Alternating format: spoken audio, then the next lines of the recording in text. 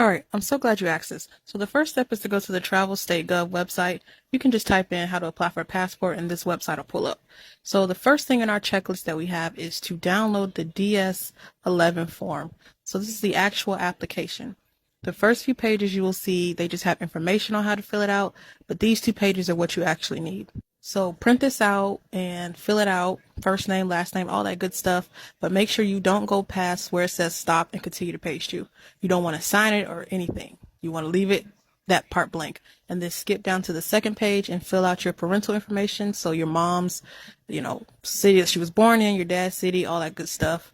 And make sure that you don't write below that line on the second page either. So once that's done, make sure you print that out.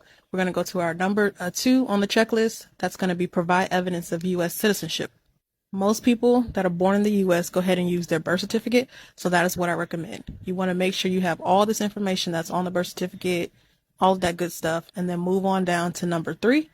You want to actually bring a photocopy of that birth certificate.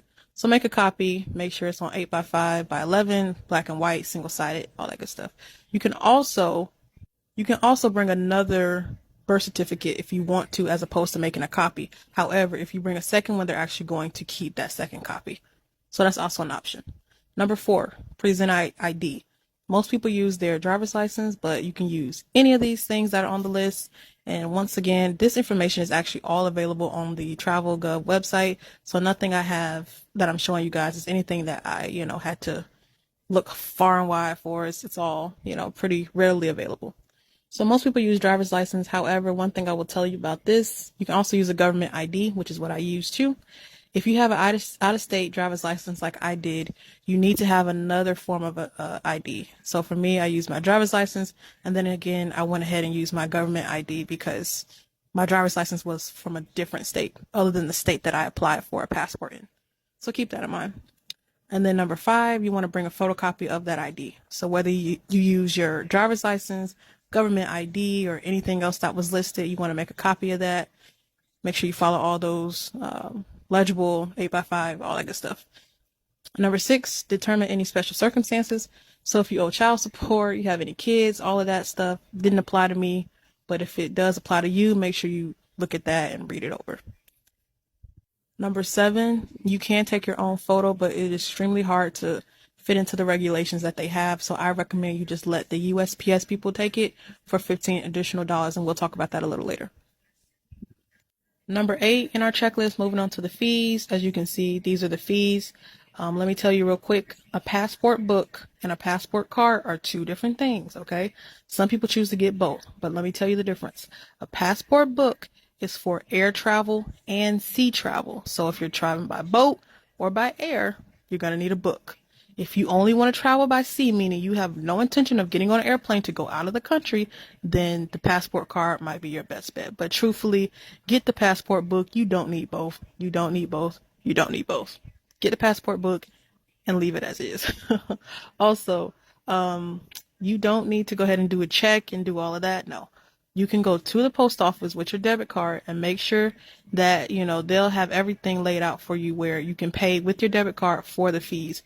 You don't need a money order ahead of time. They will give you a money order at the USPS post office. So just wait till you get there to get a money order. Please listen to me. I made that mistake and I had to go back to my bank and get that money refunded. And it was just a whole big mess because I didn't have the right amount in the money order. So please just do it like that.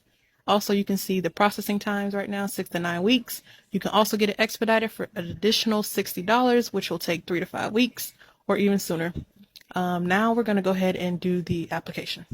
I apologize. I meant the appointment. So type in USPS appointment in Google. It'll bring you to this website. Go ahead and select the service you need. We need a photo, so we're going to go ahead and do new passport with photo services. And we're only going to need it for one adult because it's just me. And then we're going to search appointment. You can do by date or by location. In this example, I'm going to go ahead and show you the date way first. So if you off the 10th of February, then you might want to go ahead and select that date and see if there's anything available. So that's what we're going to do in this example. So as you can see, we selected the 10th of February, and now we're going to put in our city. So once we do that, it's going to populate some options.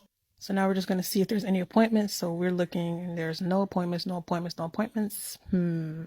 Okay. So let's try something different. Let's go ahead. I know that Casey, the Casey location has the most appointments. So I'm going to change it and search by location instead of date. So now that I've done that, I'm going to click specifically on Casey, West Columbia. And then what I'm going to do is I'm going to go ahead and change the date because there was nothing on the 10th for any of those locations. So we're going to go to the 20th because it says there should be something available, right? That's what it says. But look, we got a pop-up that says there are no available appointments. So now we got to go ahead and find another date. So we're going to choose a different date. Let's go to the 22nd because that says they have some appointments, and let's see if there's anything. So now what you want to do, if you did not get that pop-up, that means there's an appointment available. So you have to go to the little calendar thing and scroll down and pick out a time that works for you. We're going to go ahead and use 12 noon. So now you want to make sure that you got the right date. So we got the 23rd, 22nd of February, and then we got 12 p.m. Fill out that information and hit review appointment. You would get a confirmation email. You want to bring all your documents that we talked about with.